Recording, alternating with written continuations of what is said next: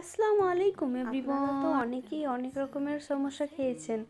আজ না হয় বাড়িতে সুজির এই সমস্যাটা ট্রাই করে দেখুন। আমি গ্যাস ওভেনের উপর কড়াই চাপিয়ে তার মধ্যে একটু জল, লবণ, জোয়ান আর সুজি দিয়ে দেব। তারপর এটা ভালো করে নেড়ে চেড়ে আমি ওপর থেকে সাদা তেল দিয়েছি। আপনি জলের সঙ্গেও তেলটা দিয়ে দিতে পারেন। এবার আমি হাতে সাদা তেল নিয়ে এরকম ভাবে মথে একটা ডো তৈরি করে নেব। এবার গ্যাস ওভেনের উপর একটা কড়াই চাপিয়ে তার মধ্যে সাদা তেল দিয়ে কেটে রাখা আদা, কেটে রাখা কাঁচা লঙ্কা আর সেদ্ধ করে রাখা আলু দিয়ে দেবো। তারপর হলুদ, শুকনো লঙ্কা, মশলা, ধনে জিরে পাউডার আর ধনেপাতা কুচি এরকম মিক্স করে নেব। যেই ডোটা আমি তৈরি করে রেখেছিলাম সেই ডোটা রুটির মতন করে বেলে নেওয়ার পর আমি এরকমভাবে কেটে শেপ ক্রিয়েট করে নিয়েছি সবগুলো। এটা কোটিংয়ের জন্য আমি এখানে 2 চামচ মতন ময়দা, সাদা তিল, পাতা কুচি আর কালো জিরে দিয়ে করে নেব। এবার গ্যাসের ফ্লেমটা মিডিয়াম টু লোতে রেখে আমি সবগুলো এরকম মুচমুচে করে ভেজে নেব।